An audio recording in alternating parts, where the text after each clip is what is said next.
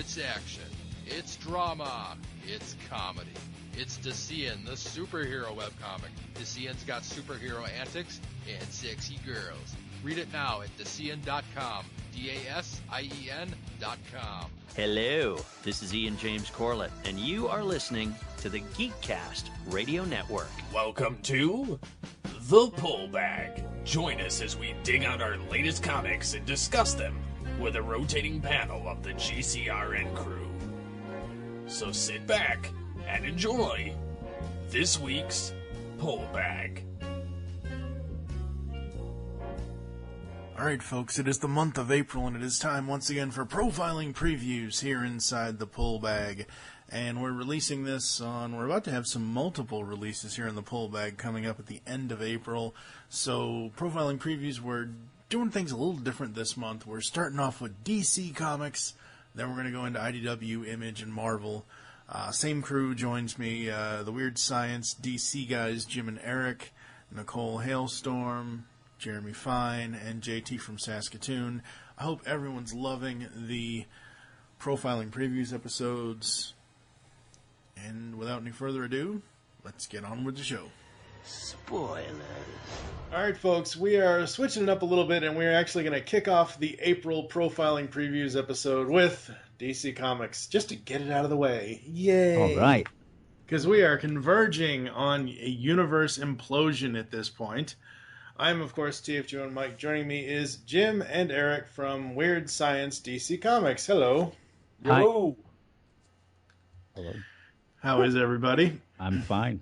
I told you, man, too many pizza fries. Bad night. You eat a lot of bad stuff, Eric. Why are you eating pizza flies? Why would you Fries, combine baby. pizza with flies? That's how we do here Pizza in the PA. pizza the fries. Pizza ticks. They're blue. Delicious. Good Lord. All right, so we are here, and a few months ago, folks, when did we do that episode? January, February? A few months ago. It actually might have been December. I don't remember. The three of us did a whole thing on the advanced solicitations of the DC Comics Convergence event. Now, Jim and Eric, some of you have picked some Convergence titles, which we've technically already talked about, but that's all right. It's just to refresh everyone's memory here. We're going to start with Jim's picks first. His first pick is Convergence Nightwing / Oracle #1.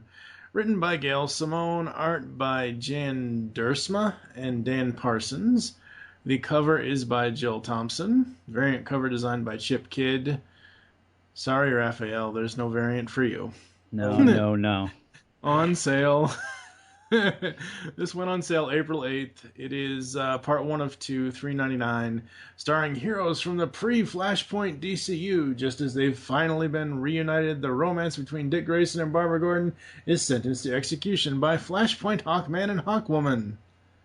Mm-hmm. We talked about this like 3 months ago. I wish the solicit would have changed between then and now. Oh, it's not changing. I know, but I'm just saying, it's like, I wish there was a little bit more information on this.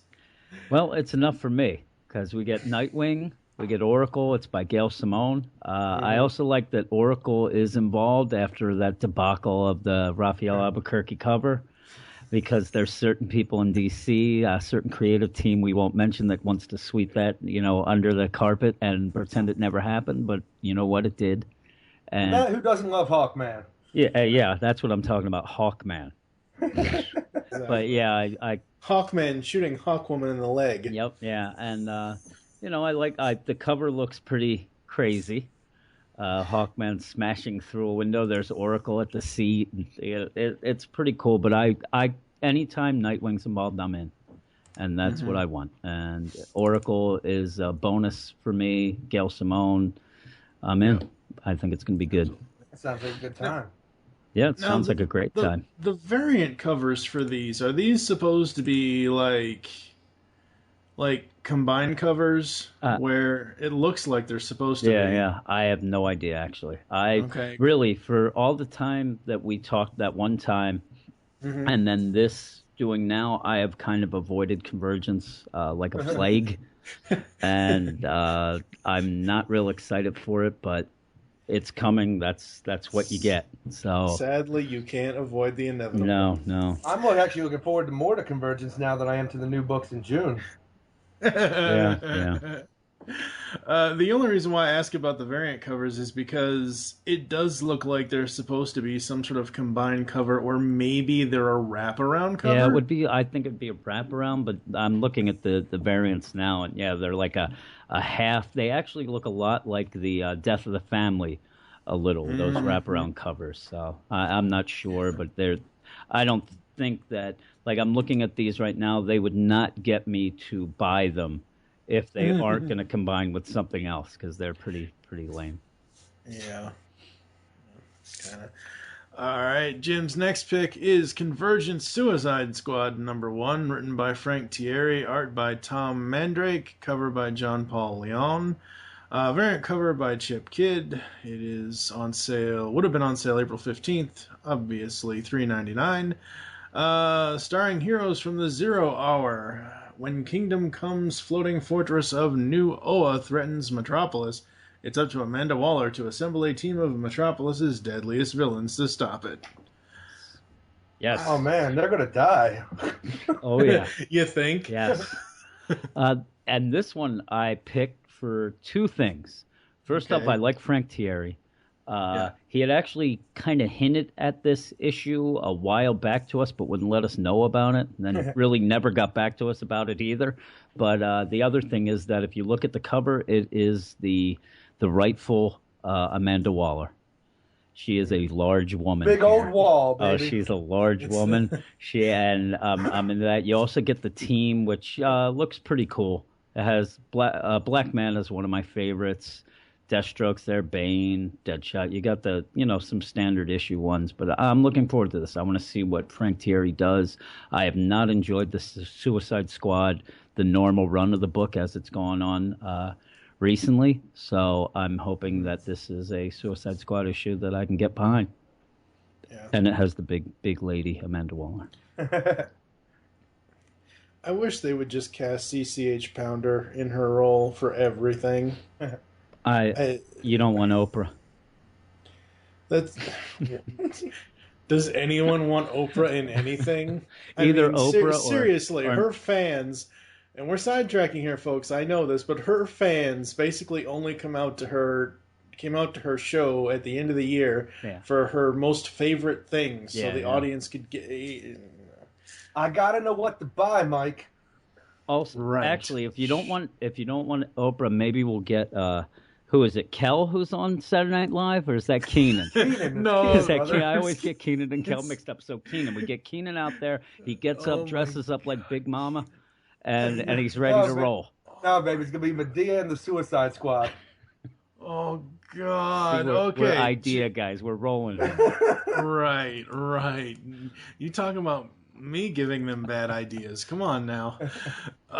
Jim's third pick is Batman and the Outsiders #1 from Convergence, written by Mark Andreyko, art by Carlos Deanda, cover by Andy Kubert, variant cover by Chip Kidd. Wow, Chip Kidd's getting a lot of work this month. Is on sale April 22nd, $3.99. Starring heroes from Crisis on Infinite Earths. After a year under the dome, the Outsiders have gone their separate ways. But when OMAC attacks, Batman must find out if they have what it takes to still be a team. Yes. What do you think of that, Mike? Why should we pick this up? Why? Because everybody loves Batman. Isn't that the truth? As long as a certain snide guy isn't writing it, sure. Yeah. Well, honestly, I'm in it for Black Lightning. We don't see enough of Black Lightning. I'm not lying either. I love Black Lightning. They should have way more in the DC universe dealing with him. Yeah, I like Mark and Draco. So there. Mm-hmm. I like it for him. Hey. So there. And also, I don't know. We don't get much of these. We've of previews. We've got covers and usually one page. And I've gone by that. And like Eric said, there's Black Lightning looking cool. Batman looks a little badass. And I like Mark and Draco. So I have hopes from he kind of ran the Batwoman book into the ground. And I'm hoping this is a redemption for him. Wait, was this the replacement guy? That was the guy who came on Batwoman. Oh. Yes. Yeah. Dang.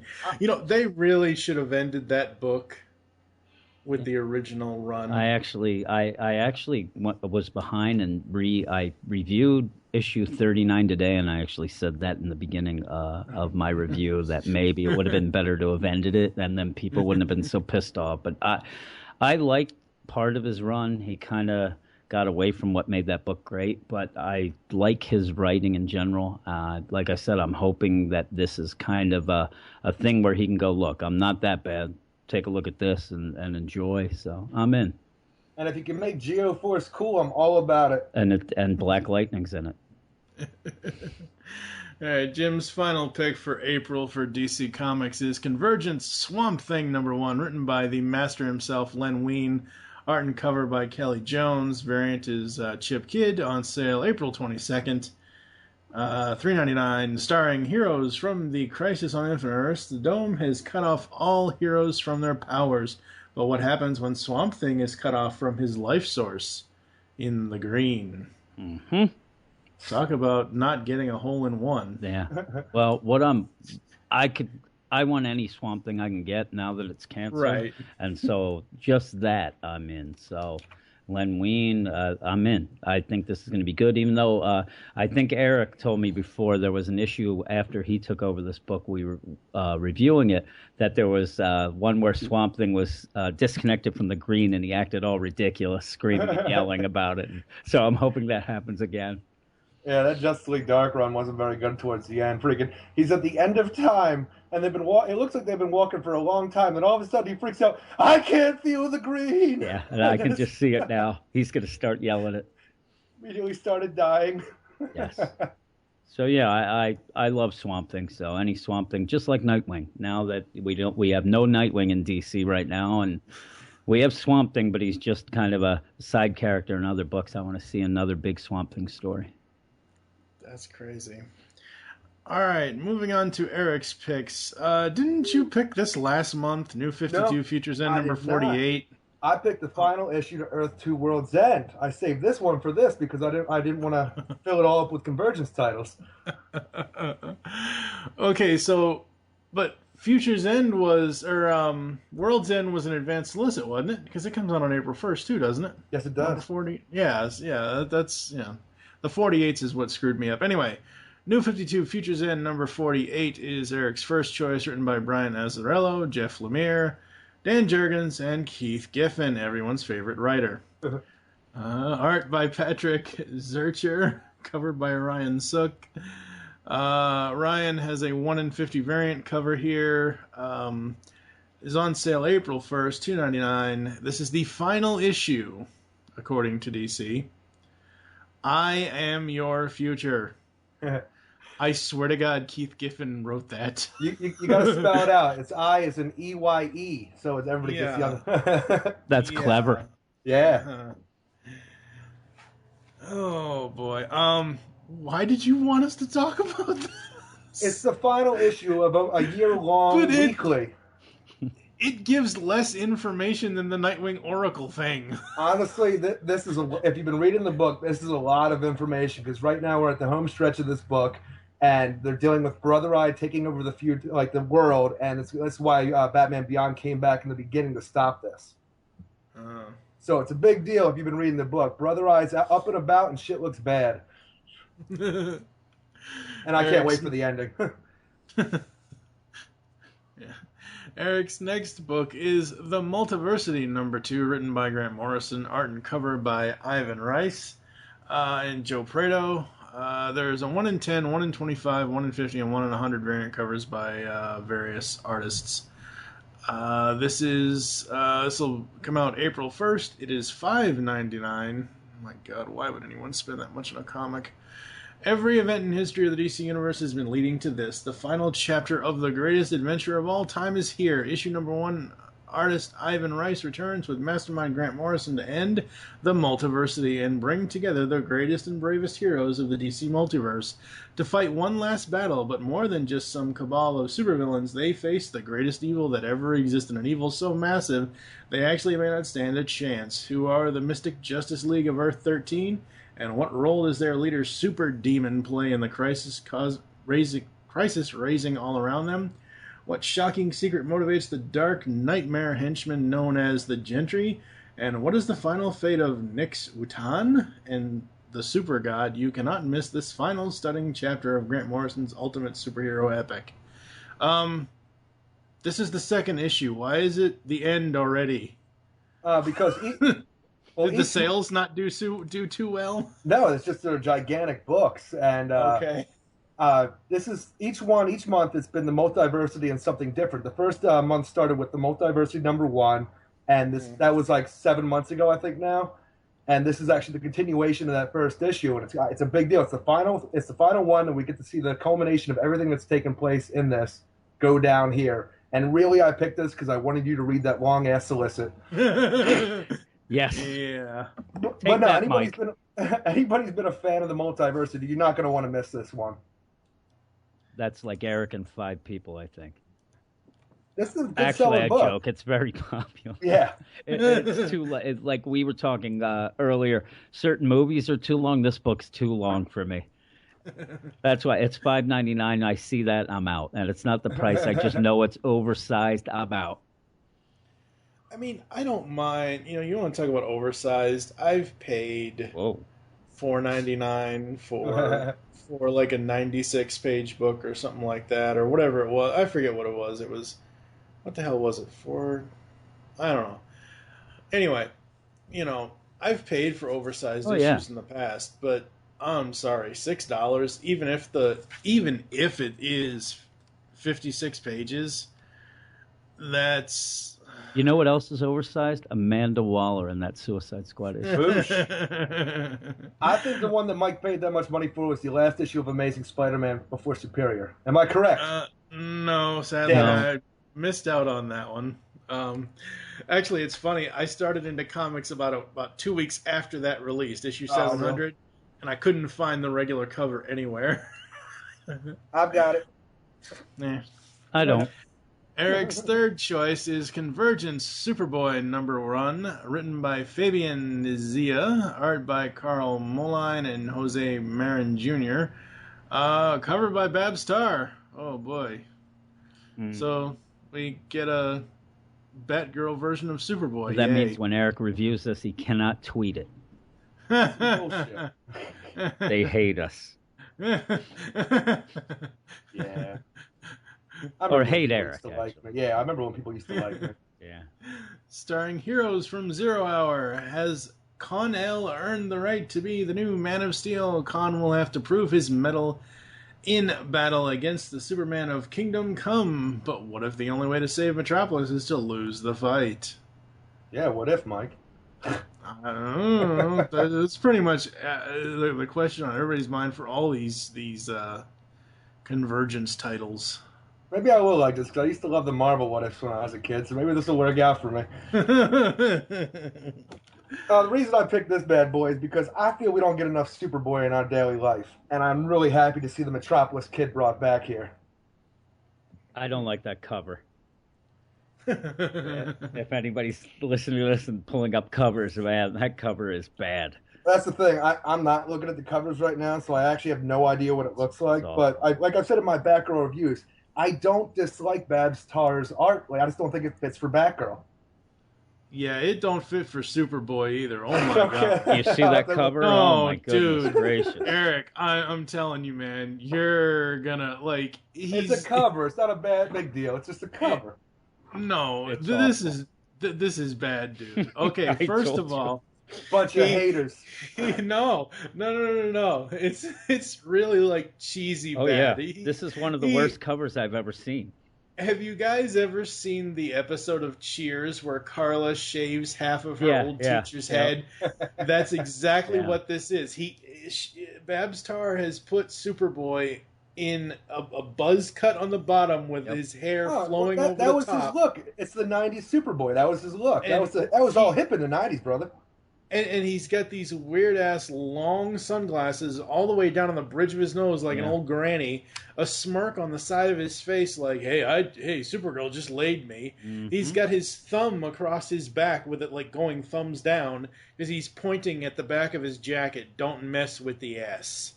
You know what?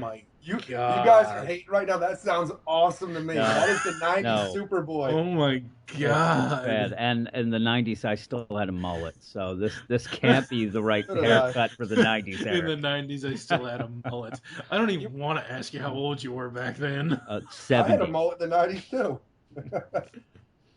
All right, I just got pulled up the cover now. This looks awesome. I don't care what you guys say. Oh, I'm done with you.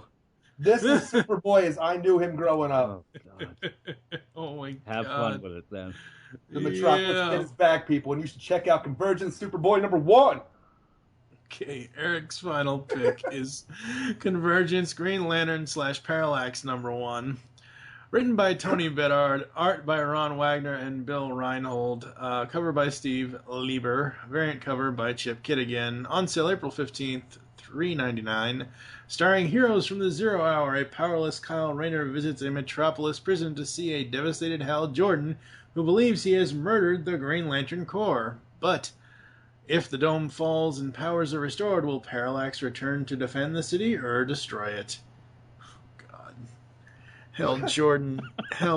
I love in the I love prison. at the end of these. It's everyone is. Oh goodness. Oh God. We told you to leave the hate behind today, Mike. Come on, it's Convergence. You're excited. Yeah, I will say I'm excited for the Nightwing Oracle book, See? and the Green Arrow book, which I don't think any of us have picked today. But hell, just the idea of even John's allowing someone to put Hal Jordan in prison is just hilarious to me.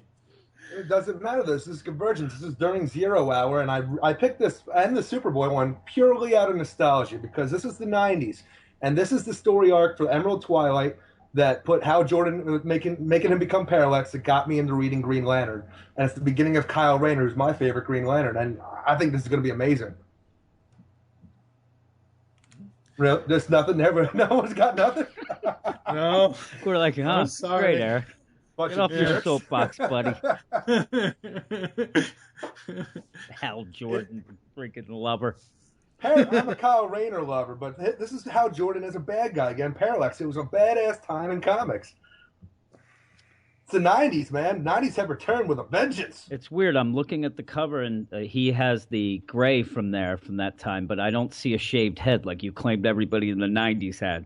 No, I said the kids in the 90s had teenagers. Were you a teenager in the 90s, Jim? No, I didn't think so. Shut up. I'm trying to think if I was.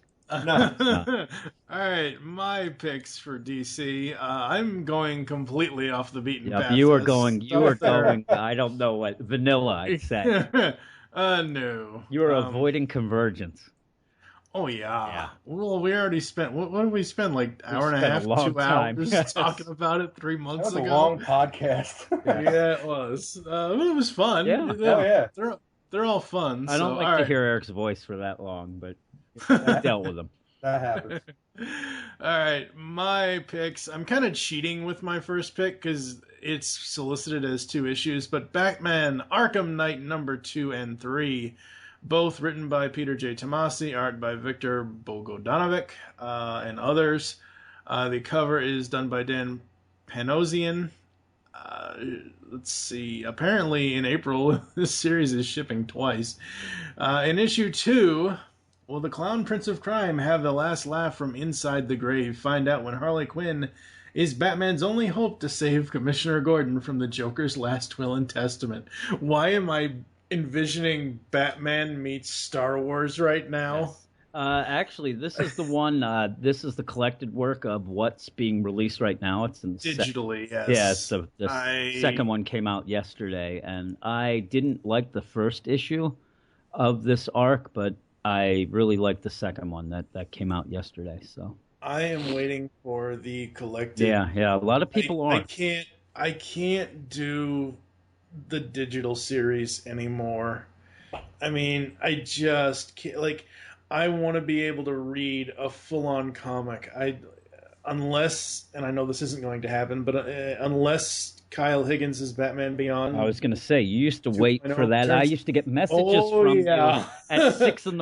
about that Yep. book. I've already read it. Yep. Have you read it yet? Yeah, I'm like, I'm at work. That's like it's like the only thing. So yeah, and number 3 is the Arkham Knight's shadow spreads across the city as Batman digs deeper into the murders of villains, and it will soon put him on a collision course with the most dangerous enemy he has ever faced. All this and more in this stunning prelude to the highly anticipated video game continues. I bet it's Alfred. Oh, they would not do that. I hope they would not do Alfred that. is the Arkham Knight. God. Walking around with a cane. No, he pulls a straight up Yoda from the prequels. Yeah, he just throws the cane down, starts doing backflips. I think last time we talked about this, or I talked to someone, I think it was you guys. I talked to you guys about the first digital chapter, and About the art. Yes. Here we go. No, I'm not going to. Here we go. Like I'm going to. Here we go. Complaining. I am optimistic. I think it was because I honestly think I felt more gypped than anything because I thought what I was buying was the number 1 full issue, the one that does collect the first 3 digital chapters. Yeah. So I think it was more of that, but I do still have a point. I mean, essentially the guy is a fucking tracer over Capello's designs. I mean, at least in that first issue. And, especially the one that came out yesterday actually has Harley in it. And I really like his Harley, and I don't know that Capullo has ever done a Harley. So there, he couldn't trace that one. I'm saying his Batman and Joker design. Yeah, actually, there is a couple panels in this that actually look a lot like Patrick Gleason in this issue yesterday. So maybe he just grabs the best of every character and just goes with it. Maybe. I like the art. I think the art is really good. I said it the last time we talked, especially for a digital title. I'm very impressed with it. Yeah. My next pick would be The Flash Season 0, Number 7, written by Andrew Kressberg, Kai Wu, and Lauren Serto, art by Phil Hester and Eric Gapster. It's on sale April 1st. It's The Flash versus King Shark. Can Barry save his friends and himself from this terrifying death machine? What did you say? I said, fuck yeah, I love King Shark. Oh, I thought you said fuck it. I was like, wait, what? He's like, it's over. I'm out. No, that's yeah, we awesome, love King Shark. Yeah. King Shark. Is this like a upscale version of Jabberjaw? It might be. Usually it comes to party, though, is what I heard. And for me, the best for last here, obviously, can't go without talking about He-Man, The Eternity War, number 5. Written by Dan Abnett, art by Pop Mahan, cover by Stephen Sejic, on sale April 29th. Too long between issues. It's $2.99. Skeletor has returned after his dramatic appearance last issue. The question remains, will he fight alongside He-Man and She-Ra or against them? I'm not sure. Yeah, I'm not sure what to think so far on that, because I think the cover for that one is I'm trying to see what it is here. The cover for that, I know everyone's complaining about one of the He-Man covers, like, oh, that's and it's usually the general complaints of every Masters of the Universe fan I know that just doesn't care about the DC comics. I mean, honestly, if DC wasn't doing this, we wouldn't have a Masters of the Universe comic anywhere. Yeah. So as far as I'm concerned, they can all just shut the hell up. And suck it hard. Don't forget to suck it hard. I'm going to step back and let you nerds talk about it. Okay, yeah. Now, are we talking about the one with He-Man on the cover with skulls all around him? Yeah, that's not the one people are bitching about. It's the next. It's the month. It's number 6 with Panther. Oh, shit. Yeah. The future He-Man one. Yeah, that's the one people are bitching about. But the one that has number 5 with all the skulls and what I assume are Skeletor's arms, that sword actually looks classic almost at this point. It doesn't look like the stupid, oversized piece of crap he's been carrying around, so that's kind of cool. What, do you want to look like 2002s? No, I don't. I want it to look like 1983. Damn it. um, but yeah, and the armor in this kind of looks like 1983 a bit too, because Yeah. I mean, Jesus Christ, the dude's got a six pack. Holy crap! I remember when this series, when they first brought this series back, and was like, "Hey, we're doing He-Man, yay!" And then by issue 6, we're like, "Oh no, we got to cover him up and make him have red sort of Iron Man-ish armor. We can't show any skin." And now they're going the complete opposite direction. I dig it. Who doesn't love a naked man, right? You know what I'm Well, saying? I don't know about that, but Everybody loves a naked man. oh good lord! Now all I can think of is No, but I'm looking at this A cover, naked though. I man? think- yeah. no, I was going to say Tim Allen's first title of his first book, Don't Stand Too Close to a Naked Man. Oh, Lord. But I'm looking at this skull cover. I think that looks badass, and that one that It people are does. complaining about with issue 6, I thought that looked amazing.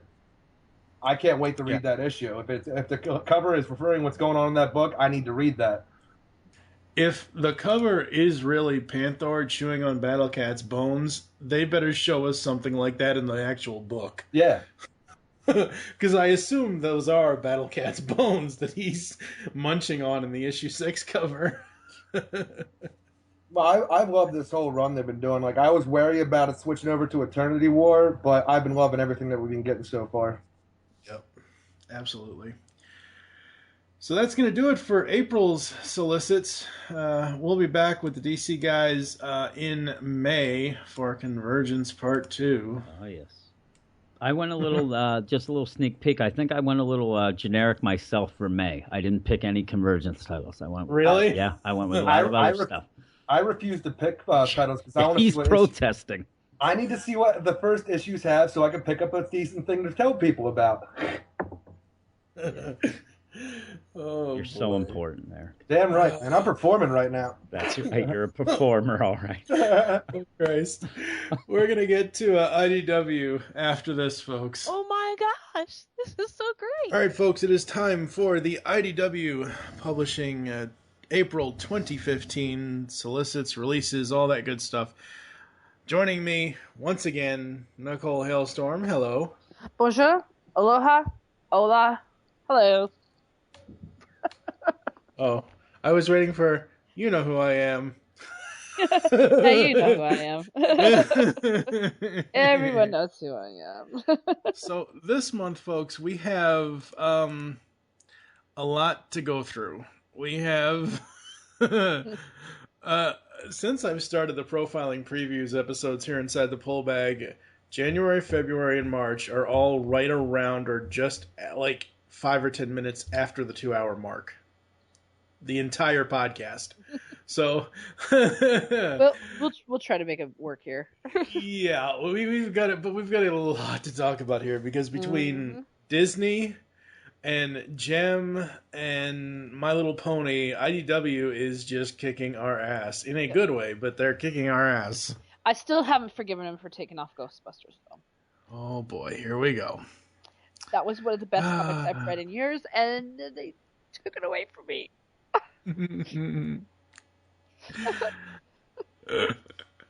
Calm down. No. Calm down. You're all right. Okay. Alrighty then. Okay, we've got first up for my picks. We've got surprise, surprise. Gem and the Holograms #2, written by Kelly Thompson, art by Sophie Campbell. Campbell and Amy Memberson are on the covers as well. Truly outrageous, Jerrica Benton is Gem, but does she have what it takes to lead her underdog band against the mega popular Misfits? Ooh, Gem and the Hologram. Gem and the Holograms on stage for the first time. 5 stunning rainbow foil covers, 1 classic Gem cover for each band member of the Misfits by Amy Memberson, plus 1 featuring the whole band by series artist Sophie Campbell. So this issue is a $3.99 issue, but because there is a 5 cover box set or whatever, because there are 5 different covers, they are just like what they did with issue 1, they're allowing you to buy a Gem and Holograms issue number 2 complete Misfits holographic foil box set. All of number 2's covers collected in a deluxe rainbow foil and hologram collectible box includes all 5 covers from Sophie Campbell and Amy Memberson. This is $25, just like the first issue's box set was. As much as I love this stuff, and I think it's great, I hope they're only doing it for the first 2 issues. I don't think we could do a $25 box set for every single issue of the comic. Well, I think that's the point. They're only going to do it for the band members. Unless they get an exclusive one or they have to redo it when Rhea comes about, you know. I actually, since the last time we did one of these podcasts, I actually, because I had posted, we're not there yet, but the June solicitations are already out. And I had posted on Facebook. I'm in a group over there called Gem and Friends. I posted in there the solicit for issue number 4, and people are like, "Wait, where's Rhea? Why are they putting this out now? We don't even know the first 3 issues." And other people commented and said, "Well, they put solicits out 2 or 3 months in advance, blah blah blah." And somebody said, "Well, what about Rhea?" And I'm like, "That's a good question." I tweeted at Kelly Thompson. I'm like, "So we're wondering when Rhea is going to show up." And she said that the first story arc is going to be the first 6 issues of the comic. The second story arc will be the next issue 7 and to whatever. But she did say Rhea does come into play in the second arc of the story. So maybe Rhea will get her own subcover or something. Who knows? And the other thing you got to think about is you got 3 other band members that are not even here. You got the Stingers. So I doubt they'll even bring those guys in for a while. No, I know, but I'm saying like another opportunity to do a box set. Oh, okay, I see what you're saying. They may do the Stingers. So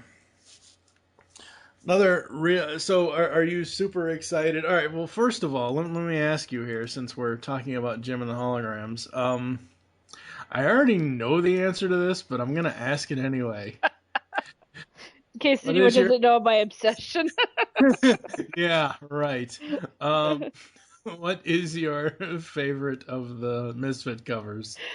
I gotta go with my girl Roxy, man. I do love it.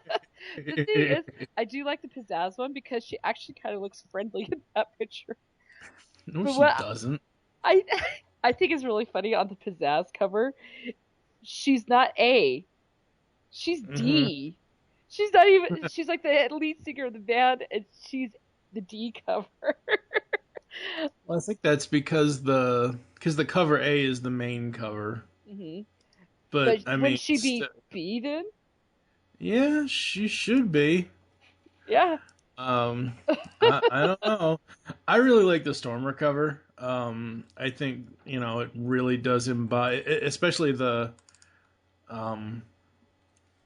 way they have these covers, folks, is they have a half face shot of the front of the design, and then they have a back shot of them, kind of looking over their shoulder. The only thing, and I understand these are covers and these have nothing to do with the actual issue. I noticed because the first issue at this point, by the time this podcast releases, will have already been out. It's not; these covers are nothing like what Sophie Campbell's art is in the book, because they're trying to bring awareness of all shapes and sizes of women, which I think is great. I'm not complaining. I'm just saying, like, I guess these covers are meant to highlight the original series, the original cartoon, more so than the actual art. Your overall thoughts here? I think they're gorgeous. I love these covers. They're really great. Of course, I prefer the Misfits, but yeah. but I love the vibrance of the colors that they've used, and yeah, I really enjoy each one of them. It looks great. Absolutely. Also, recently, I've noticed that people are not really complaining, but asking, why isn't Marvel doing Disney comics since Disney bought Marvel? They're too much into their Star Wars. Not that that's a bad thing either. No, but, it's not. It's not. I mean, Marvel has never been great with the all ages stuff. They've just never really. I'm not saying great as in quality. I'm saying as in, putting it out. Like, even DC is not that great with it. I mean, they have Tiny Titans, which is my favorite DC book that's out there right now.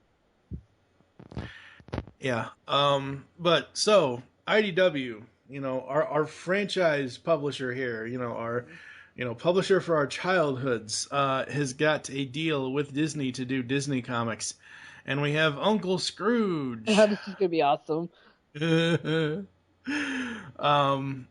So we have Uncle Scrooge, and it is the very first issue. It's issue number 1 of Uncle Scrooge here, and it's some of these are going to be reprint, and some of these are going to be new ones, as far as I understand it, I should say. Jonathan Gray and Rodolfo Cinemo are on writing. Romano Scarpa is on art, and Giorgio Cavazzano is on covers or colors. Walt Disney's richest epic hero returns in the wrath of Giga Beagle. McDuck Money Bin meets a monster-sized Beagle Boy mech. This is a $3.99 book. It says, monthly Disney comics are back from IDW. Fan favorite creators Romano Scarpa, legendary Italian Uncle Scrooge Master, and Jonathan Gray, Sonic the Hedgehog, and more. Capcom's recent DuckTales remastered video game has brought Scrooge McDuck back to Disney stardom. See what all the quacking is about. I'm really looking forward to the Disney stuff. Yes, this is going to be so much fun. I am just crossing my fingers because I will drop every other book I need to. I'm crossing my fingers that they do Darkwing. Darkwing Duck, damn it. We need Darkwing. Come on, IDW. So they could make Darkwing into like an older comic, but I can see why they would want to do all ages. But thoughts on Uncle Scrooge? It's gonna be It's gonna be awesome. It's gonna rock. Yep. Yeah. Rocksome. Absolutely. It's gonna be rocksome. Oh my god. My third choice is kind of a new thing. It's a spotlight. It's issue 106. It's a title called Infinite Loop. It's written by, I'm probably going to screw this name up, folks, so just go with me here. Perek Kolinet is on writing. Sorry. See, I told you. And Elsa Chariter are on art and covers or colors. Chartier, thank you. I'm not French.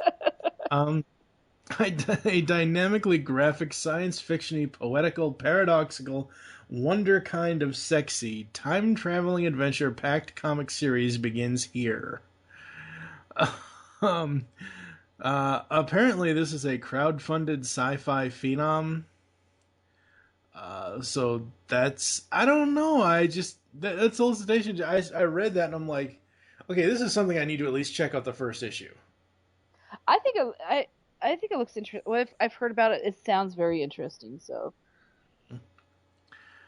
and we can't do IDW publishing solicits without talking about Transformers Windblade Combiner Wars #2. Yay! What? Wait, where's Sarah? What the hell? As much as I love, what? As much as I love Livio. Oh. Margaret Scott is on writing, Livio Remendelli is on art, and Casey Collier is on covers. But you gotta remember, this might be like I know this is Combiner. Yeah, I know it is, but it just... Prowl makes his move, and the galaxy will never be the same. Can Windblade stand against the threat of the Combiners? This is Combiner Wars Part 3. The biggest battle on Cybertron is about to get bigger, and the variant Hasbro Combiner Wars poster cover is apparently on this one as well. We have read, as of this recording, by the time this releases, we would have read and reviewed Windblade #1. As of this recording, I have read it. Nicole has not had a chance to sit down and read it yet. No, my social life is going to kill me, so I need to sit down and actually read this. I haven't picked up my comic books in 2 weeks. How crazy is that? 2 weeks. Your social life is going to kill you. That's just, I was up for 38 hours last night, or the last 2 days. That doesn't make sense. That That's tells only- you something. I was up for 38 hours straight because I thought I want to go play instead of sleep. Oh, Lord. You know, I gotta say, I'm not too pleased with the Combiner War stuff. Not the book formerly known as Rid or More Than Meets the Eye, the Windblade stuff. Like, to me, this is something that Margaret and Sarah did together when they started it, and I know this is all tying into the Combiner War stuff, but I mean, I don't even think Sarah's on cover. I don't even think she does a cover for any of No, it. Livio's doing two of the covers. Yeah, I mean, But that's... wait, no, No, that's the other one. Sarah's... I was reading. Yeah. Yeah, no, Sarah's not on... No, she's doing one of them on Transformers, just the Transformers title. Formerly yeah. Yeah. I don't know how I feel about all that. But anyway, for Nicole's pick, we're going to actually shotgun through some of these because... It's going to... Yeah, okay. She wanted to talk about My Little Pony, Fiendship is Magic. Yeah. Okay, because you know me. I love my ponies. Yeah. But I love my bad guys. I love bad guys. And here we go, people. They're spotlighting the bad guys. And it's going to be awesome. This is Comic Book Resources Gem of the Month for April. My Little Pony, Fiendship is Magic, number 1. The first My Little Pony miniseries event, this month-long weekly limited series, explores the secret origins of the Equestria's greatest villains. Fantastic covers by Amy Meverson. Never before revealed secrets, the villain's time to shine. Mm-hmm. The first one up is Sombra, I believe. You're going to have to correct me on all these. Thank you. Yep. The book is written by Jeremy Whitley, art by Brenda Hickey. Amy is on covers. What caused Sombra to become one of the most feared ponies in Equestria's history? Dun dun dun. Sombra's Curse revealed. Twilight Sparkle variant by Sarah Richard. Let's see here. Friendship at Fiendship. That's gonna. I know. I'm used to seeing the R in there. Fiendship is Magic number 2. Tarek. Yep. Now, Tarek Yes. was My Little Pony's very, very, very, very, very first villain. I'm talking 80s. He was the one with the Rainbow of Darkness, and he turned all the ponies into dragons. And he was also in this last season of Friendship is Magic. And oh my gosh, I squeaked so hard when I saw he was going to be in the TV series, and now he's going to be in the comic book form. Yay! Tarek's mad quest for power starts here. Christina Rice is on writing, Tony Fleeks is on the art, and Amy Meverson is on covers. This is expected to have been in stores on April 8th. It also, goes on to say, young Tarek and Scorpan uncover sinister mysteries. Dun dun dun. Nice. My Little Pony, Fiendship is Magic number 3. Sirens. Ted Anderson is on writing. Agnes Garbauza is on art, and Amy's back on covers. The Sirens from Rainbow Rocks Equestria Origin revealed. This is expected on the 15th of April. It also says a musical duel with Star Swirl. Fiendship is Magic number 4. Nightmare Moon. Written by Heather Nuffer. Art by Tony Fleeks. Amy's back on covers. The untold story of what Nightmare Moon did during her time on the moon. Yeah, because she was banished to the moon for a long time. And the that'll be interesting because that's going to be like kind of a prequel. So we'll see. Right. The other part of the solicit says a dream battle unlike anything you've ever seen. Fiendship is Magic number 5. Queen Chrysalis. Katie Cook is on writing. Chrysalis, whatever. No. And, she's scary. She's okay. Scary. You don't want to mess with her. Okay. Andy Price is on art, and Amy's on covers. The ponies visit the imprisoned chrysalis. What secret is she hiding? Dun dun dun. Sets the stage for a future MLP story arc. Oh, cool. She's a changeling, and she's got Okay. a lot of minions, so she can do some scary stuff. All right. So, we have one last thing with the Fiendship is Magic here. Just like Gem and the Holograms, My Little Pony Fiendship is Magic #1, 5 complete box set. Want to collect all the covers but don't have the time to chase them down? Buy the entire series in a deluxe collectible box. Includes all 5 issues with the covers from Amy Memberson. This is $20. Important note, the Fiendship is Magic complete box set will be in stores on April 29th, hitting the same time as the 5th issue of the series. Interesting. I assume that's another box you'll be getting. Well, I'll probably already have all the covers, but we'll see. Maybe I can sell my covers and just get the. Honestly, because I can't wait a whole month to read about the villains. You know, Sure you could. No, maybe you can. I can't. All right, Nicole's next choice is The Fly, Outbreak #2 of 5, written by Brendan Seifert, art and colors and covers by Minton 3. A disaster at Bartok Industries threatens to unleash a plague of human fly hybrids on the world. Ooh. Will quarantine prevent a full outbreak? This sounds so cool. It does. It really does. I'm not a fan of The Fly. Oh, man. I love my monsters too. Yeah, it sounds like a real mystery. It's gonna be awesome. Yep. Nicole's third choice is Miami Vice. I think it's called Miami Vice Remix #2. Joe Casey's on writing. Jim Mahfood is on art and covers. Someone from Crockett's past is back and promises that Detective Sonny Crockett will pay for his crimes. From the minds of renowned creators Joe Casey and Jim Mahfood, voodoo, zombies, and more. Oh, this is also right up your alley. Yep. Look at that cover. That's one cool I know. I know. Those covers are amazing. It's like they're channeling Philip Michael Thomas and Don Johnson from the 80s. It is. The pop collars is awesome. Yeah. Absolutely. All right, Nicole's final choice is a trade paperback. It does not seem to say when it'll be coming out. I assume it's going to be in April at some point, but usually with trades they will put a date on it. Like if it's, they usually, most of them put a date on it, but it's Seventh Sword.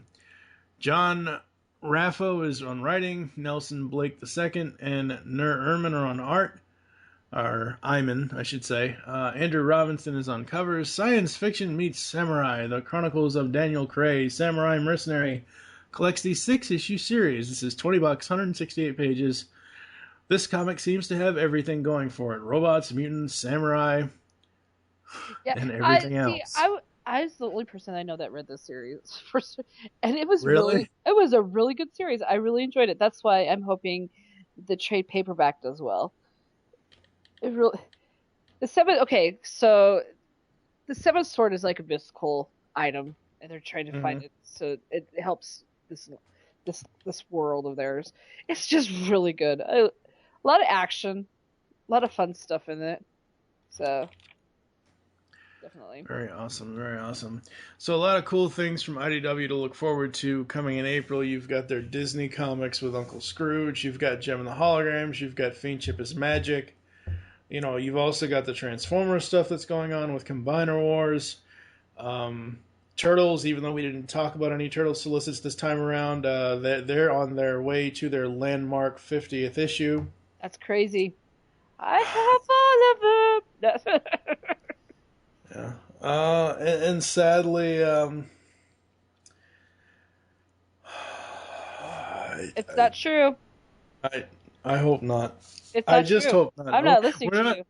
We're not even going to tell you what we're talking about, folks, but I really do hope not. So coming up next, we're going to. Well, you got to tell them. There was a No. rumor that Turtles was going to go into the soup. Yeah. There was a rumor that got started by a certain website that shall remain nameless because they like, enacting on all their clickbait. Mm-hmm. That's a topic we can discuss another time. Yeah. All right, folks. Image Comics is up next, so let's head on over there. We'll be back after this. Aloha. It's Showtime Synergy. The latest review podcast from the Geekcast Radio Network is here. So join TFG1 Mike, Nicole Hailstorm, and myself, Lady Rec, as we will be reviewing all 65 episodes of Joe and the Holograms in a 25-episode-long podcast. You can find Showtime Synergy on iTunes and GeekCastRadio.com. We are the truly outrageous podcast that you want to be listening to. All right, folks, so we've dealt with DC and IDW. It is time now to talk about Image Comics, and joining me once again is Jeremy Fein. Hello, sir. Oh, good sir. It is the month of April, and we are here to talk about April releases for Image Comics. Let's see here. I actually only have 3 this time around. I couldn't find a 4th that I was really super excited about or super interested in, but for Jeremy's picks, he's got Elephant Men number 64, a story by Richard Starkins, art by Carlos Pedro, cover by Pia Guerrera. It comes out April 29th. It will be a $3.99 book. How did it get so late so soon? Hip Flask and Mickey spend a night in. Why should we be checking this one out, sir? Okay. Again, with Image Comics, they seem to either recycle other ideas or it's mainly fan fiction, but for me, we have the Teenage Mutant Ninja Turtles in the IDW universe, so for Image, we have elephants and other pachyderms, which is interesting. I mean, TMNT are going to have a mutated rhino. Well, here you have a mutated hippopotamus. Instead of turtles, you have elephants, but the difference between the elephants and the turtles is that they were created by man as weapons, and then when the project went bust, the elephants pretty much walk amongst the humans. And in the beginning, they're not really treated so much as the turtles, that they're just considered to be freaks. And instead of an April O'Neil character, we have this little girl that just comes across one of the elephants, and they have names like the turtles. You got Hip, Flask, Ebony, Hide. You get it? And like the turtles out in the open, they try to wear trench coats. And somehow when the turtles wear trench coats and hats, they're never discovered. When the elephants wear it, people know that they talk, and, it's really hard to cover up an elephant. It's hard if you've never heard of Elephant Men, because this is a 2006 comic, and now it's been, 2015. So it's been, several years. And now we're already up to issue, 64. Yeah. So you really have to go back to the beginning. But the best thing that I could recommend is that if you're looking for a TMNT knockoff, this is the best way that I would say for Image about creatures that are trying to, live amongst the humans and try to understand humans.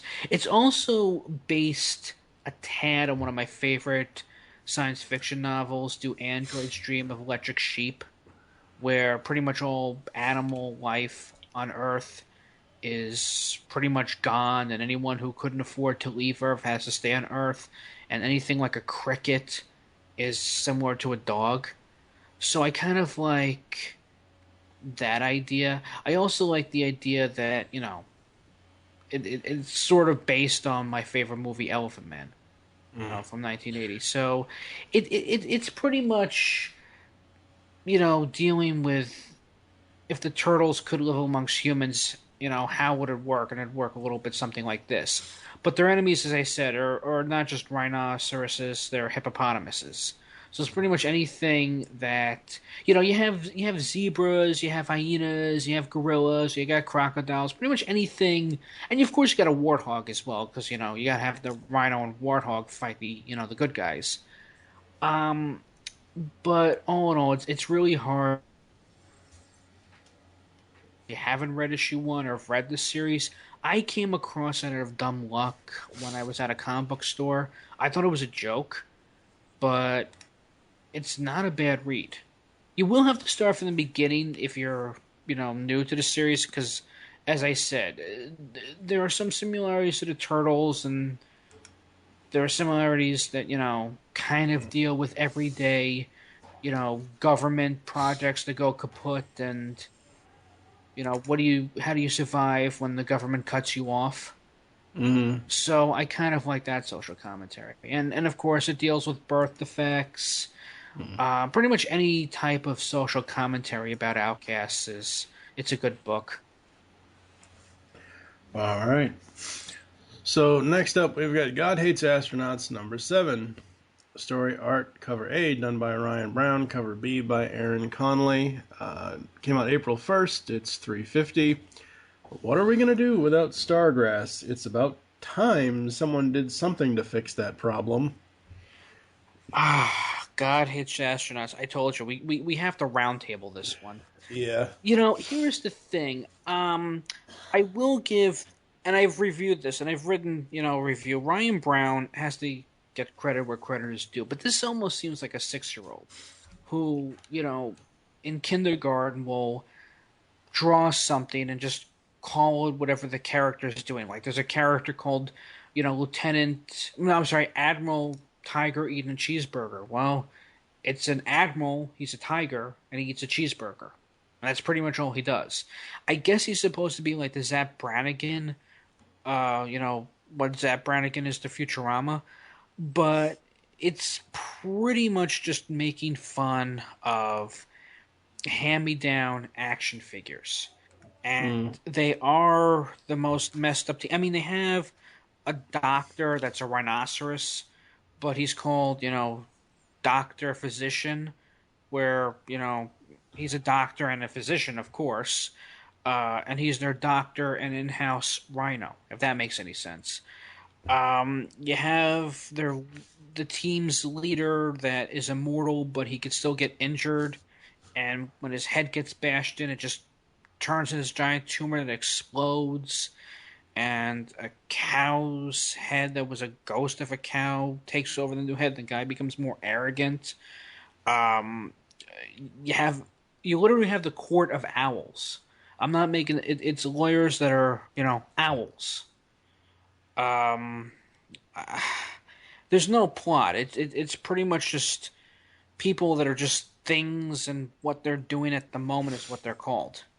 It's really hard to explain the plot, and then it goes after hillbilly scientists because there was a reality show in real life about hillbilly scientists, and they're pretty much trying to build rockets to go to the moon, and the government doesn't want them to, so these outcast superheroes do what they can to try to stop hillbilly scientists and just do anything for ego.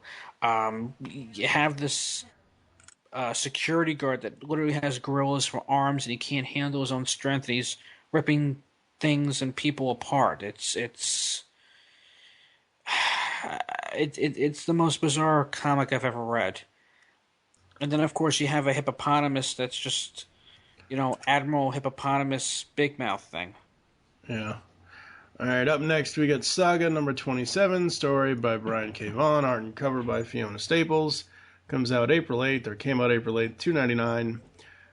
This is by far the worst. I hate solicitations like this, folks. Poor Marco. That's all it says for a solicitation. Yeah, Saga, again, I guess is their version of Star Wars, but a little bit more intense. I go back to... Don't get me wrong, I'm not judging the series. I'm judging... The solicitation? What little they put out for... That's not a solicitation. No, it's not a solicitation, and for anyone who has not read Saga or hasn't heard of it, I've only heard about it back in September. It's, I guess, Image's version of Star Wars before, the Marvel Star Wars comics came to be. Yeah. So if you couldn't, I guess these are like the second cousins twice removed or whatever. The series is interesting. I was hooked with issue 1 where, female character gives birth and she feels like it's like taking a gigantic dump. If you like goat head creatures, you still get the battle between good and evil, like the characters, but no, I wasn't a fan too much of this issue.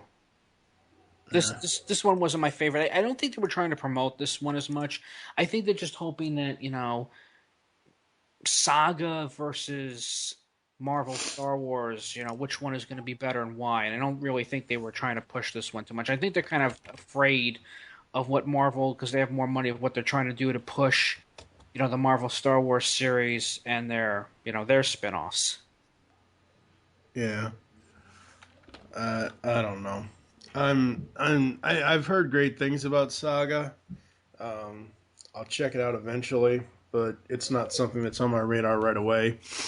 Up last for Jeremy's picks is The Walking Dead number 140, story by Kirkman, art by Charlie Adlard, Stefano Guadino, and Cliff Rathburn, cover by Charlie Adlar and Dave Stewart. Came out April 8th. It's a black and white comic. It is a mature comic, and it is $2.99. And it, once again, is another stupid solicitation because it has 3 words: life and death. Yeah. As you know, I've been writing the reviews for the TV series. Yeah, for Walking Dead Season 5. And for a while, I stopped reading the comic because of the TV show. Because I was like, the actors come on, and I feel the actors help to bring these characters to life a lot better than the comic.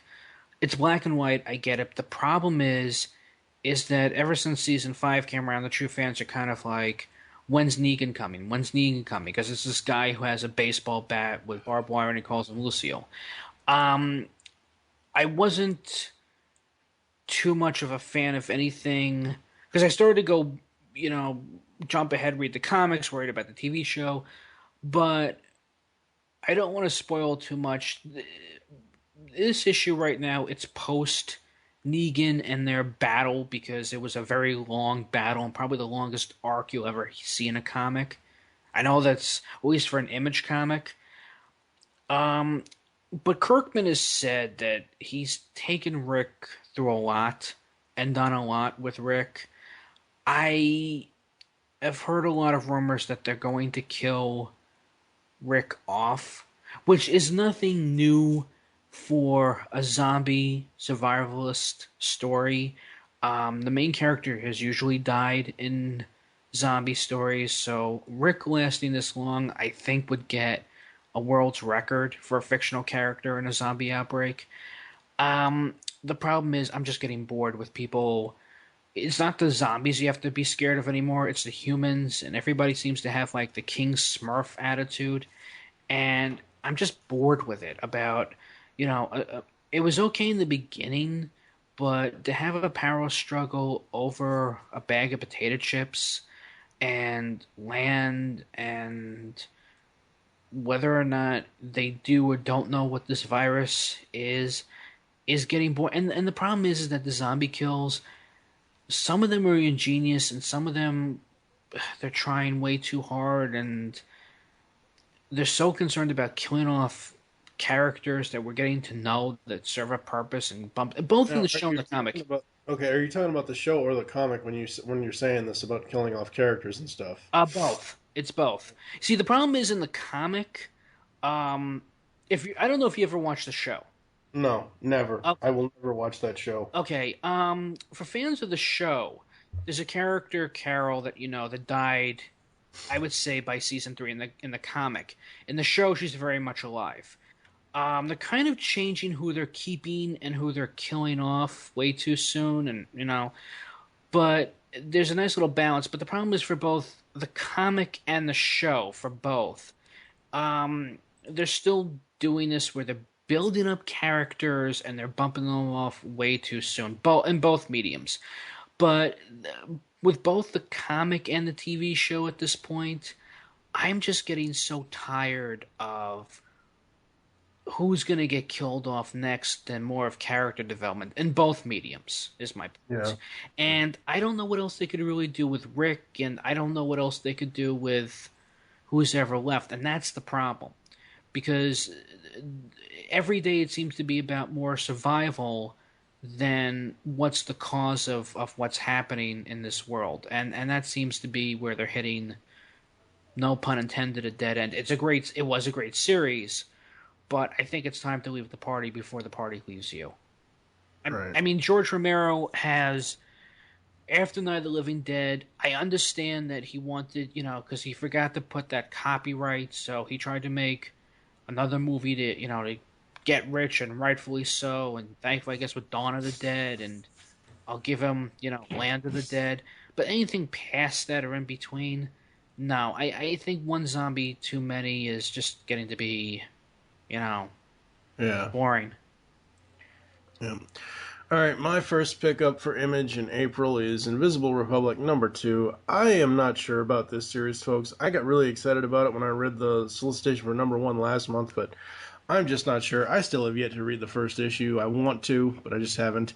A story by Gabrielle Hardman and Corinna Bechko, Bechko, so I hope I'm pronouncing it right. Art and cover by Gabrielle Hardman. Colors done by Jordan Boyd. Comes out April 22nd. It is a mature comic, $2.99. The brutal rise of Arthur McBride. Arthur and Maya are on the run in a hostile city after their act of violence at Bright Rock Beach. Meanwhile, disgraced reporter Roger Babb is threatened by a conspiracy from the past as he investigates Maya's story. I'm still willing to give this one a chance. It sounds really interesting, but I'm just not sure at this point. I will say, if you guys want a new story, new characters, something you've never read before, pick this up. But it's not... I'm on the fence about it right now until I read at least issue 1. Next for me, like I said, I only have 3 this time around. There wasn't really anything else in the Image solicits for April that I really wanted to bring up. There was no solicit for sex criminals at all. The solicit for Chew #48 basically just told us why the cover is a reprint of 43's cover, because apparently the cover for 48 is so spoiler heavy that they couldn't show us, or it wasn't ready in time or something, so that wasn't even worth mentioning. Don't get me wrong, I love John Layman and Chew and all that stuff, but it just wasn't worth mentioning. So second for me is Descender #2, story by Jeff Lemire, art and cover by Dustin Ajin. Came out April 8th. It is $2.99. As the brutal robot hunting scrappers close in on Tim 21, the events that first brought him into the mining colony on the outer edges of space are revealed. If you heard our the Pullbag episode 100, folks, you'll know that Jeremy and I both really enjoyed the first issue of this, and I'm really looking forward to the second issue.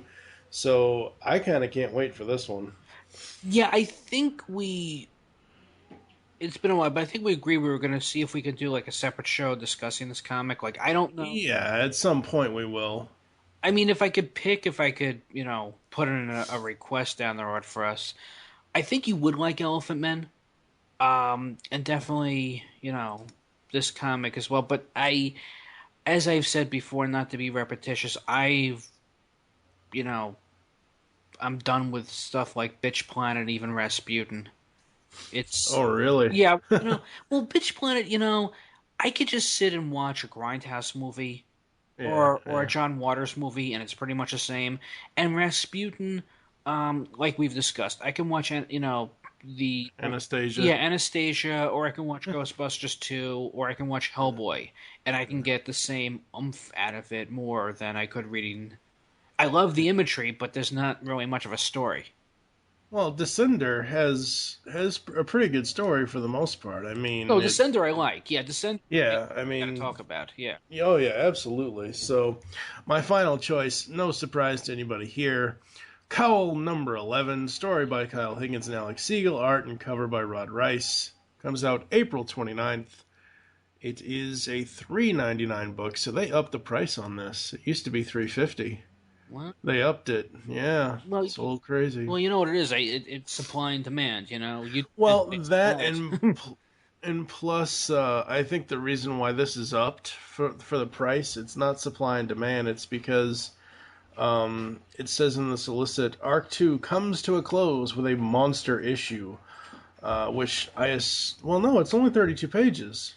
So it's not a bonus. It's not a double issue. So I don't know why they upped it. Or maybe it is supply and demand. But anyway, all of Jeffrey's lies, secrets, and rationalizations have led to this. Plus Radia's public stand against Cowell. Will she win the independence she wants? And does Arcolite have a future with Cowell, or at all? With Cowell, I'm absolutely loving it. I think it's great. The story so far has been superb. I love what they're doing with the book. I still have to sit down and read Cal. Yeah, you need to. All right, folks, we're going to get out of here, and we're going to head on over to Marvel Solicits after this. Hey, Geekcast listeners. Do you ever listen to Punisher Body Count and think to yourself, this show would be awesome if it had less toilet humor and was not about the Punisher? If so, join me, Emily Williams, as I class up the Punisher guys on Dane and Jake Get Classy. We're like the Oprah Book Club of comics. You'll hear us discuss famous works like The Dark Knight Returns and The Grove, along with graphic novels no one else is talking about, like Blue Monday and Blankets. You can find us at daneandjakegetclassy.wordpress.com or on iTunes. This is 80s action sensation Arnold Schwarzenegger, and I'm here to tell you about the podcast I produced called Punisher Body Count. It's the net's best Punisher podcast, but don't take my word for it. Listen to the hosts. Punisher Body Count is a work in progress. To listen to this great show, you can find us on iTunes. Just search Punisher Body Count or come to our website, punisherbodycount.com. Say, Jarvis, is it that time? The house party protocol, sir? Correct. All right, folks, it's time to talk about Marvel in April 2015 releases. Joining me, as always, is JT from Saskatoon. Hello. Good day. How you doing? How are you? That's the last 24 hours haven't been exactly stellar. Nothing extremely negative. Just a lot of, jeez. Yeah. It's one of those. Just you're ready to just hit your head against your desk like 25 times, or take somebody else's head and smash it into a wall. That, or just get in my car and start driving and never come back. But that's neither here nor there. I hear Waddy, Kentucky is looking for some residents if you want to join. It's one of the most out-of-the-way places in Kentucky. But anyway, we're here to talk about the Marvel Comics releases for April 2015. JT's picks. His first pickup is Kanan the Last Padawan #1. I assume I'm saying that right. Yes. Yes, you are. It could have been Conan or Conan or who knows. No, it's Kanan. Oh, God. Oh, God. I should have never said Conan. Oh, my God. That idiot. Conan, what is best in life? It was written by Greg Weisman. Art by Pepe Le Pew. I'm sorry. Pepe Larraz. Cover by Mark Brooks. Kanan Jarrus in Star Wars Rebels. He's a cocky, sarcastic renegade fighting against the Galactic Empire alongside the ragtag crew of the Ghost. But years before, at the height of the Clone Wars, he was known as Caleb Doom, Jedi Padawan under the instruction of Jedi Master Depa Billaba? Whatever. It's kind of like Bilbo Baggins, for crap's sake. Neither master nor apprentice ever suspected that the clone troopers they commanded would turn on them upon issuing Order 66, the order to execute all Jedi. How did Caleb Dune survive? How did he learn to survive on his own? And how did he become the man we know as Kanan Jarrus? Writer Greg Weisman, executive producer on Star Wars Rebels, Spectacular Spider-Man and Others, and artist Pepe Larraz, Deadpool vs. X-Force, Thor, and Human, bring us a tale bridging the years between the Clone Wars and the Rebels. This is a $3.99 book. It is out now, I believe. Yep. Why are you wanting people to check this one out? Well, number one, it's written by the creator, or one of the main creators behind Gargoyles, Greg Weisman. 2, Yeah. it's the origin story of my favorite character in Star Wars Rebels. And 3, it's just a badass origin issue. I mean, if you've watched Rebels, you more than likely love the series if you love Star Wars. Is he the one that's supposed to be the Han Solo type of leader? Yeah, he's the one voiced by Freddie Prinze Jr. That's not going to help me because he's the one that he has that badass moment in like the first episode that he's walking towards the stormtroopers that are firing at him, and he's just putting together his lightsaber, and then he lights up, and everyone. Okay, so he's the Han Solo to the little kid's Luke version, right? Yeah, he's the Han Solo / Obi-Wan to Ezra. Yeah. But Ezra, yeah. This is something that's come up over the course of the season, like in little bits here and there. You know, he used to be a Jedi. You know, his master fell during the issuing of Order 66, and this is just the origin of my favorite character in this series. I mean, Pepe Larraz's art is actually really good. It's kind of sort of reminiscent of Mark Brooks' art, and of course he's the cover artist. And it's just kind of finally, they'll never show this in the show, at least in this format, but it's nice. I'm definitely getting this whole mini-series, in order to, I want to know the story of his origin, who he is and how he came to be and all that. But like I said, Larraz's art is very fluid. I wouldn't say, it's not cartoon animated. There's just a lot of energy in it. Even in the quiet moments, because they have, towards the end of this first issue, because it's already out by the time we're recording this, it's after the last part of the book. It's after this battle between, the droid army and then, Kanan and these clone troopers, and you see that they're all kind of friendly, and it's almost like they're a family, and then Order 66 comes down, and shit's gonna get hella real, so... Definitely pick this up, people. Awesome. JT's next pick is Avengers Ultron Forever, #1. Al Ewing is on writing. I've never heard of him, so no clue who he is. Alan Davis is on art and covers. You have an Avengers Universe movie connecting two covers B and C. You also have a Scotty Young variant. And then some other variant by TBA.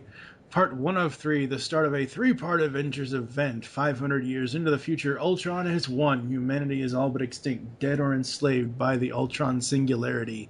Now, 7 Avengers are brought through time by Doctor Doom to battle the machine god for the fate of the cosmos, or die trying. It begins here, an epic adventure spanning the past and future of the Avengers. It's a one-shot. It is going to be a $4.99 book, and it is out now. I actually looked this up on Comixology before we started, and with the whole thing of Age of Ultron coming out and all that this summer, I'm like, ooh, this looks really cool. What drew you to this one? Well, this one kind of drew to me because one of my favorite Avengers stories of the last, say, 20 years was a 12-issue maxi series that's done in the late 90s called Avengers Forever, where this team of Avengers drawn from various eras of the team. So we've got we've got Hank Pym, Yellow Jacket, but this is just after he became Yellow Jacket and he hasn't smacked Janet Van Dyne around. We've got Captain America from the time that he walked in, he found out who the head of the secret empire was, and he's kind of disillusioned. He's potentially going to quit the Avengers, and various other, Hawkeye and Giant Man and Wasp from other eras. I've always kind of liked when Avengers do time travel-esque stories like this. Now, this one, a lot of people are taking the piss with because it's in the future and Ultron sending stuff back in time to take out humanity. So they're just doing Age of Ultron again.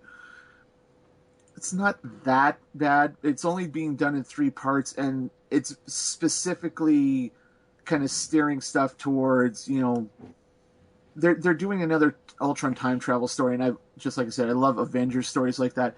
And it's the characters involved. We've got the original Green Hulk from like the Jack Kirby, Stan Lee, like first 6 issues they published back in the 60s. We've got the Thor in the full chainmail armor costume from a time just before Eric Masterson got into the mix. We've got Danielle Cage, the daughter of Luke Cage, who apparently grows up to not only have her parents' super abilities, she becomes the next Captain America. And they're all brought together by this Doctor Doom, or is he, in order to deal with, this Ultron singularity, which is something they kind of set up in an Avengers storyline late last year, where they had this storyline where Captain America remembered being part of the Illuminati and then getting his memory wiped when it turned out they're having these incursions where these alternate Earths are encroaching on Earth 616, and they have to destroy the other world to survive, and it's all kind of tying into Secret Wars and all that. It's just, there's all sorts of threads connecting this, and I've been following along because I've been reading Avengers ever since, Heroes Reborn, basically. Mm-hmm. And it's Alan Davis art. This guy has been doing Marvel art since I know him from at least the mid-90s on, probably even earlier than that. And it's just the idea of that they're going into this future where it's absolutely everything is controlled by Ultron. They're fighting a losing battle, and they're going to find a way to hopefully save the day. I just kind of love these almost apocalyptic Avengers stories as well. Yeah, it sounds pretty interesting. It looks pretty interesting. Go check it out, folks. I'm not sure if it's worth... I'm not the content of the book, but for 40 pages, I'm not sure it's worth $4.99 though. I haven't picked this one up yet. I'm definitely looking forward to it. Let's put it this way, my final word on this. If you like time travel Avengers story, pick it up.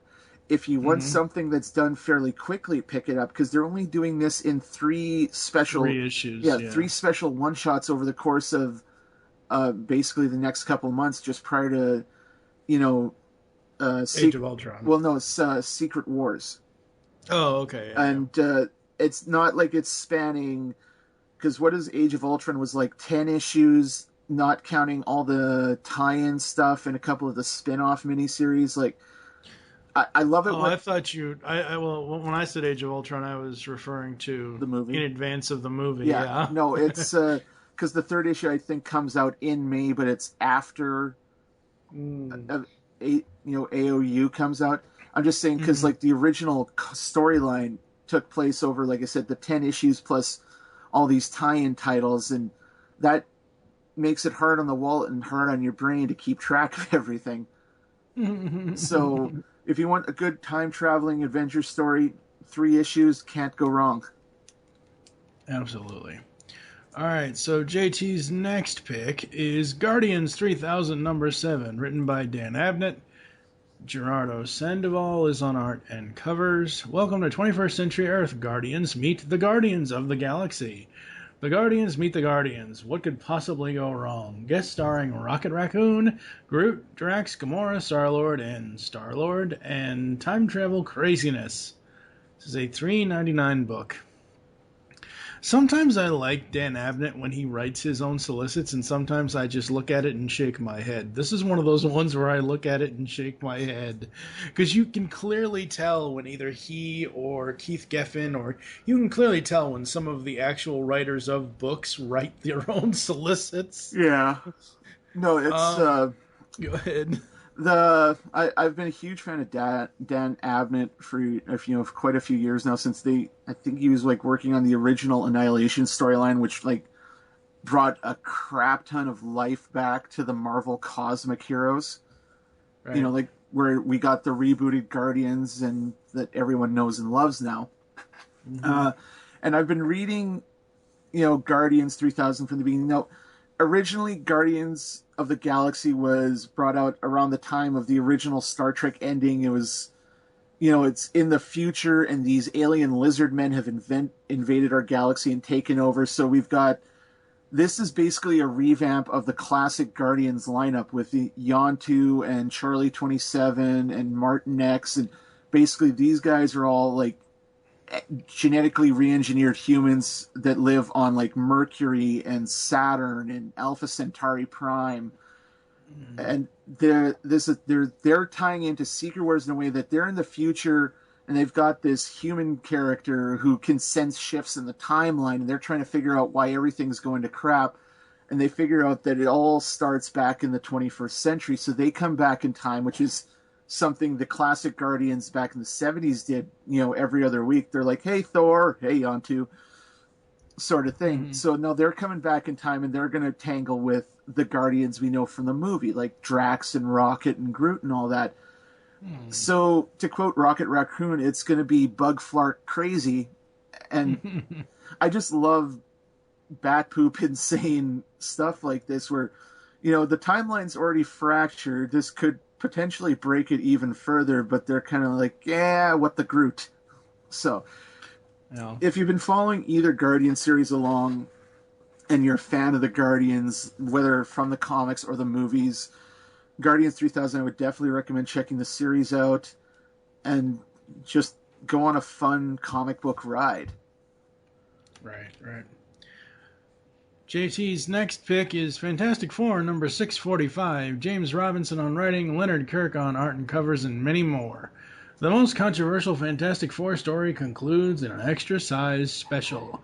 Will the Fantastic Four defeat the Quiet Man and the corrupted forces of the Heroes Reborn universe? Will Johnny get his powers back? Will Reed and Sue be a family again? Will this be the end, or will this be forever? 68 pages, $5.99. Okay, go ahead. Now, we don't know for certain what's happening with the Fantastic Four past Secret Wars. They say that they're going to be involved in the Marvel Universe. They're more than likely going to have a comic at some point.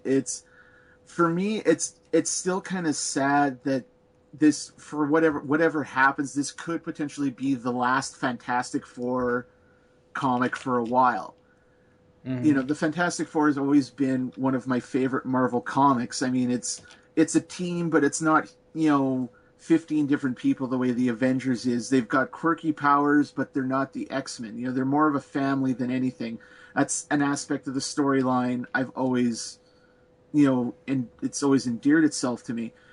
And the storyline here that started when they rebooted it again with a new Fantastic Four #1, and then they went back to the classic numbering, and that's something that just kind of peeves me right off, because, like, why the hell would you bother then?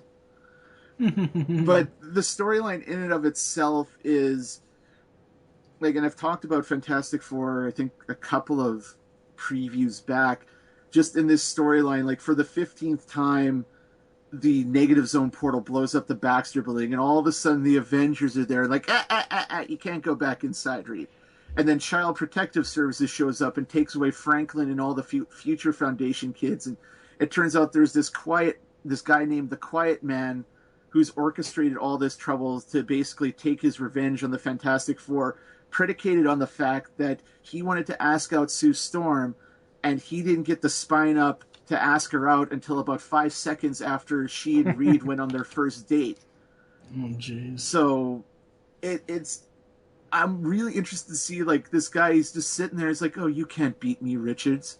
I've already won. There's nothing you can do. Why do you even try? And I was like, you clearly don't know who you're harassing here, asshole. It's Reed goddamn Richards. So I can't wait to see the conclusion of this story. I mean, at this point, Ben has been framed for murdering the Puppet Master. Johnny Storm's lost his powers. Sue's running the risk of turning back into Malice, and it's just, will the team come back together and be a family and win the day again? And it's all coming to a head here, so I can't wait to pick this up when it comes out, and I'm just going to kind of be a little sad when I do, because it could be the last Fantastic Four comic for ages. So I mean, if you're a fan of the team, whether you're a fan from the cartoons or the comics or the movies, which really the first one isn't that bad, I would say pick it up. Neither one of them are that bad. We've had worse. Come on now. But anyway. Yeah. King Size Kirby is JT's last pick. King Size Kirby, slipcase hardcover. Written by Jack Kirby, Martin Bernstein, Joe Simon, and Stan Lee. Penciled by Kirby. Cover by Kirby. Hail to the King. Celebrate Jack King Kirby's incredible contribution to Marvel's history in this decade-spanning adamantium-sized collection. Westerns, romance, war, horror, sci-fi, humor, and superheroes. Jack Kirby was a master of it all, from Captain America's Stalking Hitler to Devil Dinosaur and the Eternals. Far Out Adventures savor Kirby's work on his legendary creations, including the Hulk, Thor, Avengers, X-Men, Fantastic Four, and Inhumans.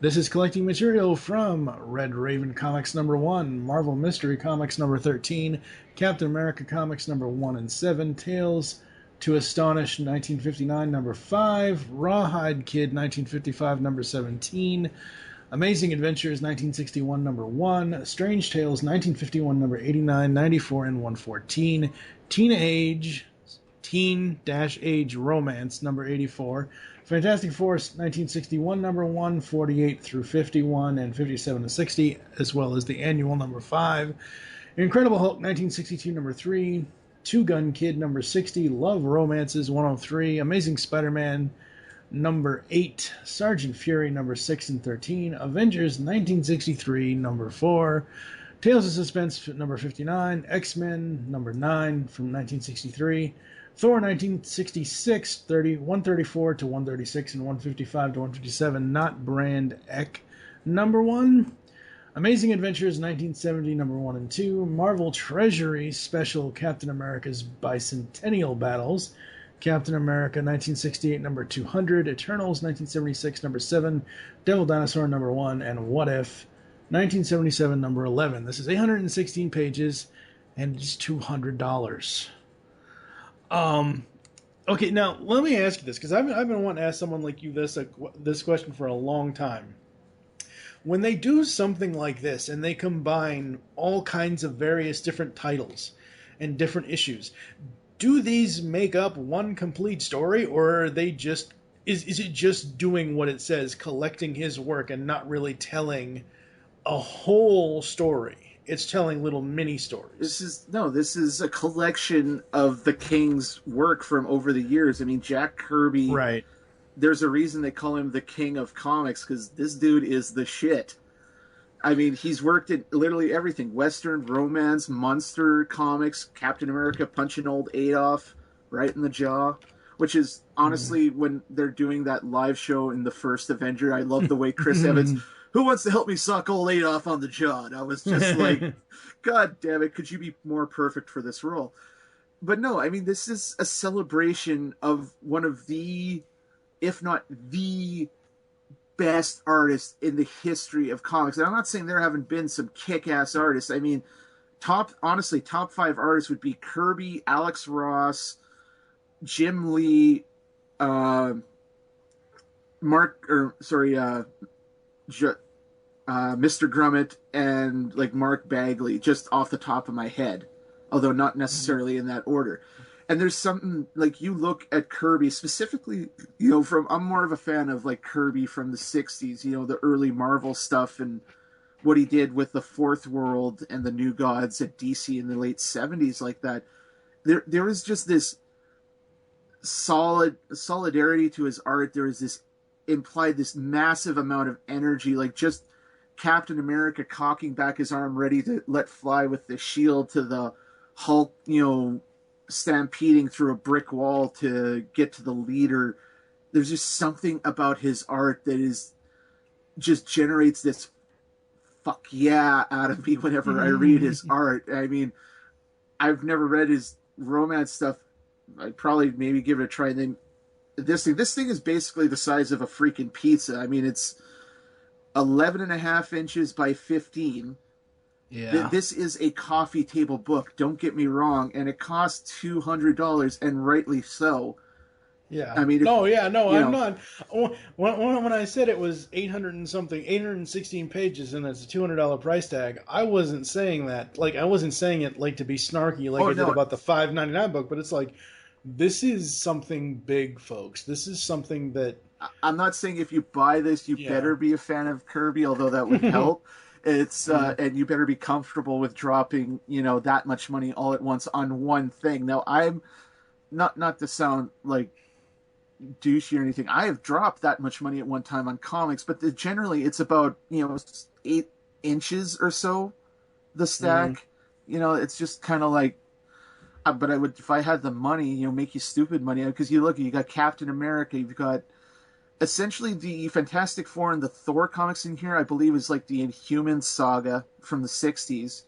You've got classic Avengers, you've got Sergeant Fury and the Harlan Commandos, you've got classic Captain America. Some of the original run of What If is some of my favorite comics of all time. You've got Devil Dinosaur #1. Who is incidentally my favorite side character in Agents of Smash. I haven't got that far yet. Oh, I'm like on the first episode still. Oh, dude, wait! I think it's like episode 16 of the first season is Red Rover, and it's essentially all about Red Hulk and Devil. Okay, and it's such a delight. But seriously, folks, if you've got make you stupid money, you've got 200 bones plus tax burning a hole in your pocket, buy this thing. So, absolutely.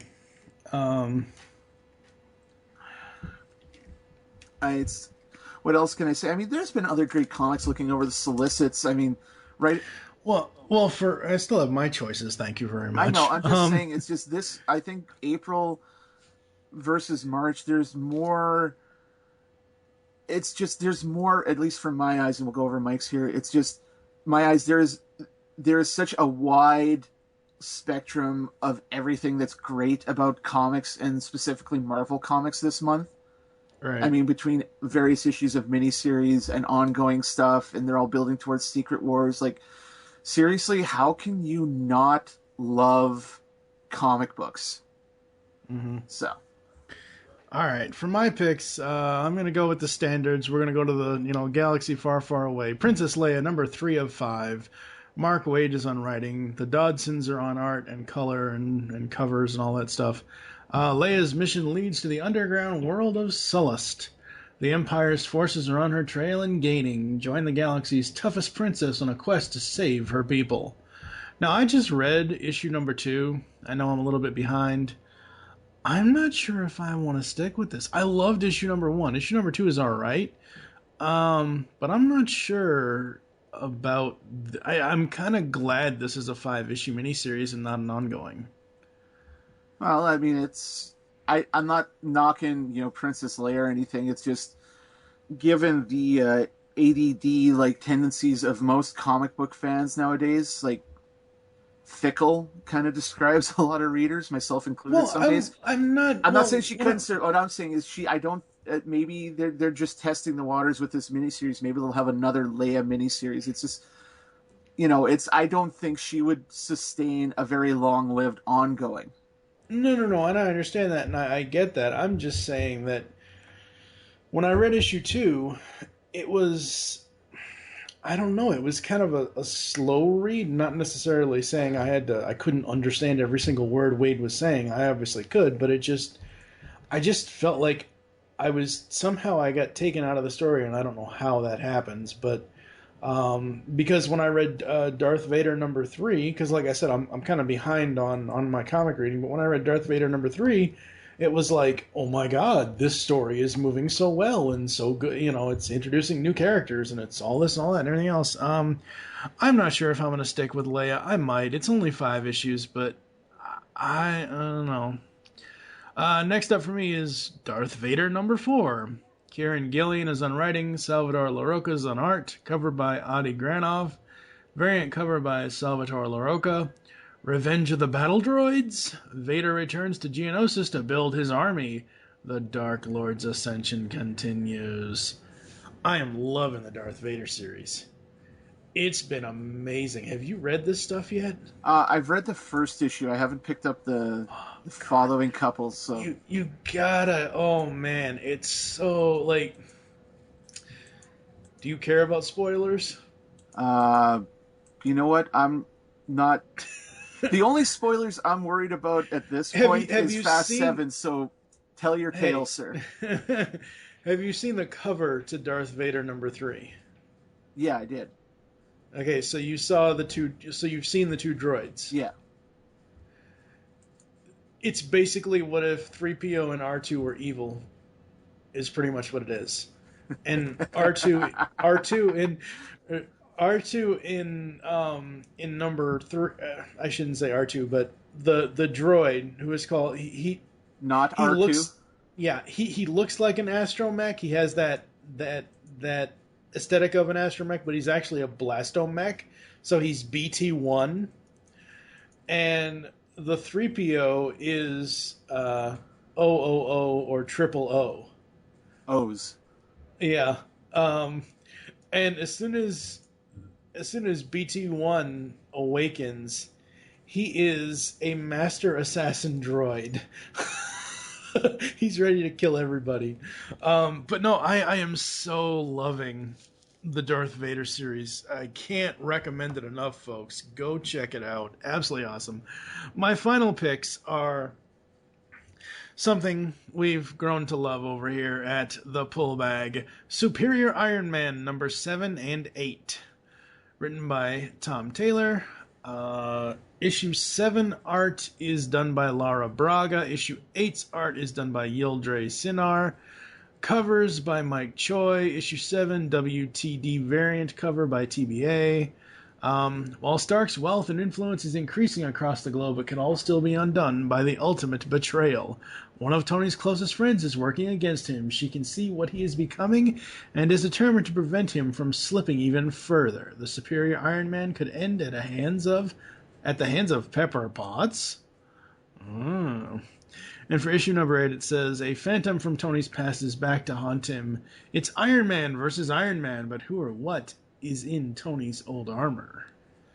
Like I said, folks, in I think by the time this comes out, episode 104 will be out of the podcast. Like I said, in episode 104 of the Pull Bag for Marvelous March here in April for Superior Iron Man, I am loving this title. I wish this title wouldn't be stopping. So I can't wait. I really, really can't wait. No, it's like you said when we did, we summed up Superior, 1 through 5 with Jeremy there. This is so good. Yeah. I mean, those, if you haven't read, definitely read issue 6 before you get these, folks, so you know where you're at. Yeah, it's absolutely. Like, I still want to know who Hornhead really is. Is it Jarvis? Is it something else? Mm-hmm. And, Pepper's only doing this because she's worried about Tony, and rightly so. I mean, he's not evil. He's just... No one should go to the douche side of the Force this hard. There's the light side, there's the dark side, and there's stuff that even Vader wouldn't consider. Come to the dark side. We have cookies. Yeah. But the douche side of the Force has cocktails. All right, folks, on that note, we're going to get out of here. I'll be back with some closing remarks and kind of previewing what's coming up here in the Pull Bag. Thank you to JT, and we're going to take a quick break. We'll be back after this. All right, folks, there you go. Profiling Previews, April 2015. All the releases coming out in the month of April. Here we go. It's done. With DC, hey, first month of Convergence. Next month we got more Convergence with IDW. There's plenty of Gem and the Holograms, My Little Pony, Transformers, all that good stuff. With Image, there's Cowl, there's Descenders, there's all kinds of good stuff there. With Marvel, Marvel's just blowing the map up.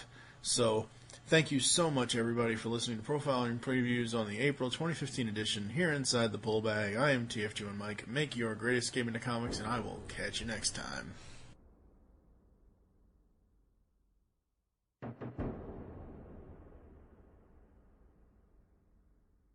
You've just heard the latest episode of the Pull Bag, the GCRN's comic review and discussion podcast.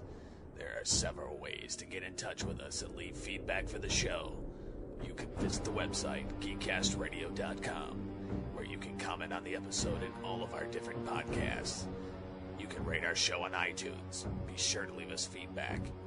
Call the voicemail line, 502-526-5821.